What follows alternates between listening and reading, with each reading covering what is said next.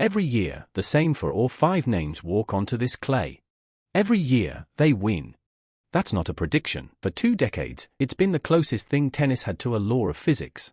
The defending men's champion, the world number 1, a 24-time Grand Slam winner, the 4-time queen of this very tournament. By the second week of Roland-Garros 2026, not one of them was still standing. The rules of a Grand Slam are simple. The big names cruise through week 1, and the giants meet exactly where the bracket promised they would. Just months ago at the Australian Open, 7 of the top 8 seeds reached the quarter-finals. Order, predictability, tennis as usual. Paris was different. This is the story of the most top-heavy collapse a major has seen in the Open era, and of the unknowns who climbed through the wreckage. It started before a ball was even struck.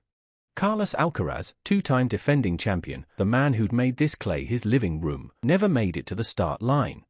A wrist injury ruled him out. The favorite was gone before the favorites even arrived.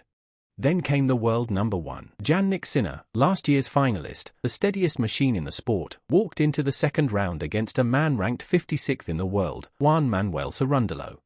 Sinner led. Sinner was cruising. And then the heat got into his legs, the cramps set in, and the machine stopped. 5 sets later, the number 1 seed was out, in the second round. Surely Novak Djokovic, 24 majors, the most decorated man to ever hold a racket, would restore order. He won the first 2 sets against a 19-year-old Brazilian named João Fonseca, and looked, frankly, untouchable. He wasn't. Fonseca clawed back 1 set, then another, then the match. 4-6, 4-6, 6-3, 7-5, 7-5. It was Djokovic's earliest exit in Paris since 2009. And Fonseca became the first teenager to ever beat him at a Grand Slam. Stop and sit with this number. For the first time in the entire Open era, going back more than 50 years, not a single former Grand Slam champion reached the round of 16 in the men's draw. None. The men's title is now guaranteed to go to a first-time major winner. You could explain away the men's draw, injury, heat, a bad day. But then the women's draw started telling the same story, and it came for its most certain name of all. Iga Swiatek, 4-time French Open champion. On this surface, in this city, she has been less a player than an inevitability. The clay was hers. The 15th seed, Marta Kostyuk, did not appear to have read the script. 7-5, 6-1. It wasn't a war of attrition or a lucky tiebreak, it was a dismantling. The queen of Roland-Garros was gone in straight sets, in the round of 16, and the clay suddenly didn't belong to anyone. And she wasn't even the first to fall. 2 days earlier, the defending champion had already cracked. Coco Gauff, world number 4, last year's winner, was a single set from safety against the 30th-ranked Anastasia Potapova. Third set, Gauff in front, 30 love on her own serve, gliding. And then, a double fault, 1 loose, untimely error, and the whole thing came apart in her hands. 6-4, 6-7, 4-6, title defense over. There were no excuses afterward. It wasn't nerves, she said. She simply didn't take the chances that mattered, and didn't play her level when it counted. Sometimes a champion falls to a thunderbolt. Sometimes she just lets go of the rope. This was the second kind, and it stings more. Here's what gets lost when we say the favorites fell. They didn't trip, they were pushed. Pushed by players willing to spend things the legends couldn't afford to. João Fonseca, the man who'd already buried Sinner, wasn't finished.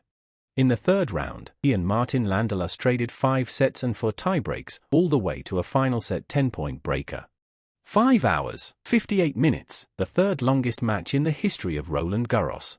He won the last breaker 10-8, and earned the first round of 16 appearance of his life, not with a hot streak, but with nearly 6 hours of refusing to lose.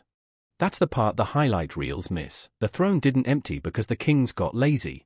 It emptied because a generation of unknowns decided they'd rather break their own bodies than wait their turn. So look at what's left.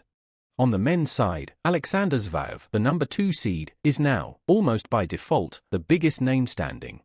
Behind him, Canada's Felix Auger-Aliassime has quietly turned into a genuine contender, grinding out a near 4-hour win to keep a first major firmly in his sights. And on the women's side, one giant did hold the line. World number 1 Aryna Sabalenka has barely flickered. She dropped Doria Kasatkina 6-love in the opening set on her way to the last 16. Still chasing the one big title that has always escaped her, Roland-Garros. Waiting for her? Naomi Osaka. Four-time major champion, global icon, and, somehow, at this stage of her career, into the fourth round in Paris for the very first time. The power of the world #1 against the comeback story the whole sport has been quietly rooting for. By the time you're watching this, that match may already have a winner. We don't have it yet. But think about what it represents. In a tournament where every throne has been kicked over, these two are fighting to be the one who finally sits down. Roland-Garros 2026 will crown new champions. Guaranteed, on the men's side. Wide open, on the women's. And maybe that's the real story here. Not that the giants fell, but that for the first time in a long time, anyone walking onto this clay can dream. The kings are gone, the queen is gone, the throne is empty. The only question left is who's brave enough to take it. Drop your pick in the comments, a first-time champion, or does Sabalenka finally break through? Subscribe, because the second week of this one is going to be chaos, and we'll be right here for all of it.